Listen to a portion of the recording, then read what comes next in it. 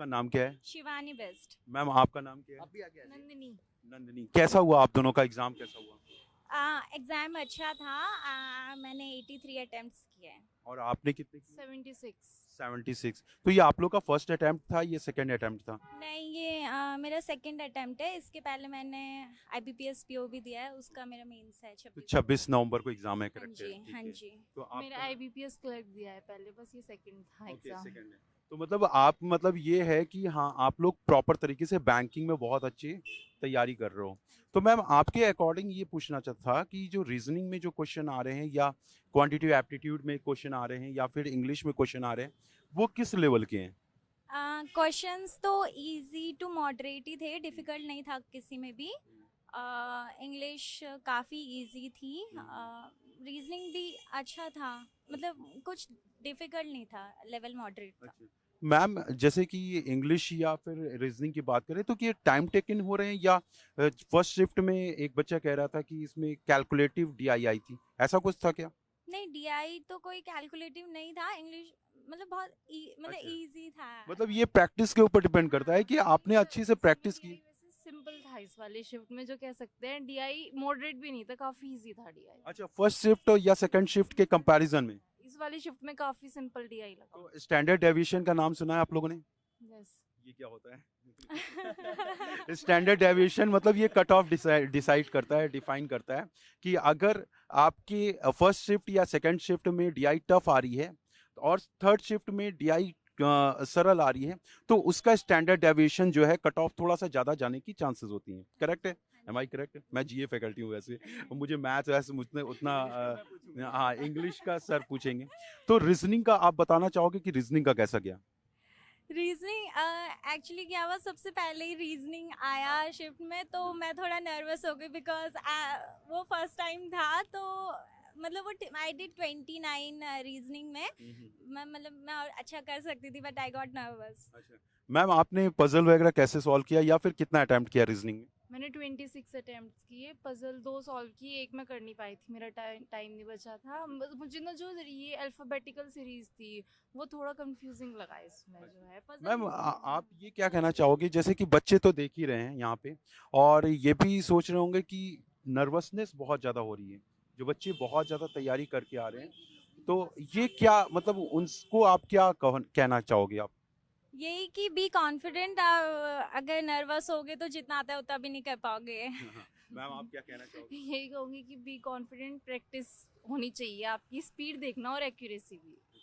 तो अब यहाँ पे इंग्लिश के लिए RK सर कह रहे हैं, सर इंग्लिश पढ़ाते हैं, मैं GA पढ़ाता हूँ बैंकपुर में, तो आज हम लोग जो हैं RK सर से इंग्लिश के लिए जानेंगे सर। चलिए तो सबसे पहले स्टार्ट करते हैं आरसी से। टॉपिक क्या बता पाएंगे आप आरसी का?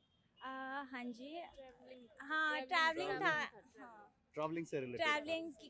क्योंकि इससे वो तो हॉर्न फ्री ट्रैवलिंग, कि उसमें हमें जैसे ट्रैवलिंग ऐसी जगह पे करनी चाहिए कि जहाँ पर हम बिना व्हीकल के जा सके। अच्छा अच्छा बिना अच्छा व्हीकल के एक्सप्लोर कर सके ज्यादा। अच्छा अच्छा ऐसा ओके ओके ओके। related। क्योंकि इससे पहले के फर्स्ट और सेकंड शिफ्ट की बात करें तो कोविड-19 से रिलेटेड बच्चे बता रहे थे कि वो आया है, तो मुझे उम्मीद था कि शायद उससे रिलेटेड ही है। अच्छा, ज्यादा डिफिकल्ट तो नहीं कहोगे इसको आप? ये जो भी नहीं। आरसी आया तो मतलब नहीं, डुएबल था। हाँ। डुएबल था, एक दो क्वेश्चन को छोड़ के वैसे डुएबल था। अच्छा, और कुछ मोस्ट क्वेश्चंस वैसे थे कि 4 statement and miss true false वाले। Right right. अच्छा, कुछ ऐसा लगा कि आउट ऑफ द बॉक्स आ गया हो, कुछ ऐसा? नहीं, आउट ऑफ द नहीं। बॉक्स कुछ मतलब नहीं था। सारी चीजें डुएबल थी Doable कि थी। अगर प्रैक्टिस किसी है तो हो की सकता किसी है। की प्रिपरेशन है वो आराम से कर लेगा, इसमें सकता काफी कर सकता है। Right right. अच्छा, एरर बेस्ड की अगर हम बात करें तो ज्यादातर क्या होता है, प्रेपोजिशन या प्रोनाउन से ही पूछे जाते हैं, तो आप कुछ आइडिया दे सकते हो कि कितने क्वेश्चन आए थे और कैसे थे? कितने आए थे? 4 आई गेस। पर वो ऑफ, हाँ, प्रीपोजिशन की एरर थी। एक में तो ऑफ की एरर थी। अच्छा, प्रेपोजिशन आ गया वहीं पे। और आप कुछ बता पाओगे? इसका मैंने इतना नहीं देखा। रीअरेंजमेंट मुझे थोड़ा सा लगा कि थोड़ा Rearrangement, कंफ्यूजिंग सा थोड़ा था। बड़ा- मेरा रीअरेंजमेंट में प्रॉब्लम हुई मुझे थोड़ा सा क्लोज टेस्ट या फिलर्स में से क्या?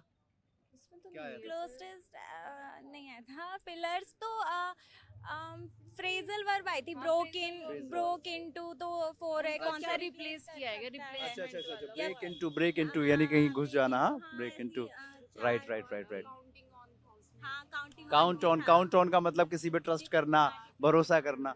अरे ये सारी चीजें सर वही है जो कि क्लास में करवाई गई है, काउंट ऑन यानी कि भरोसा करना। तो मतलब काफी आप कहेंगे कि डुएबल चीजें आई है और आउट ऑफ द बॉक्स कुछ भी नहीं था, राइट।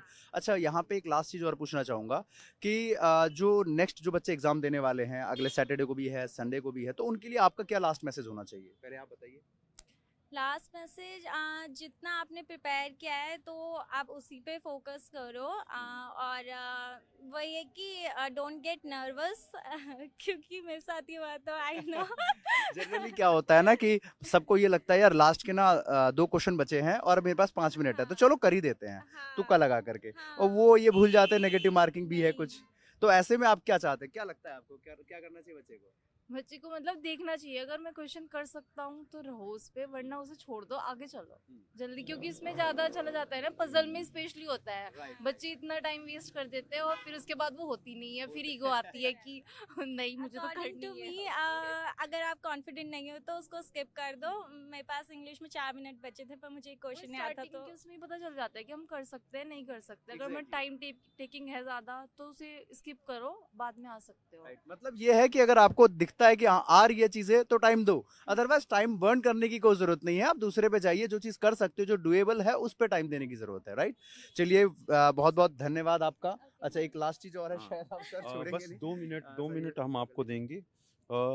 सिटिंग अरेंजमेंट कौन से मतलब लेवल का आया था, जैसे लाइन और सर्कल में आया था?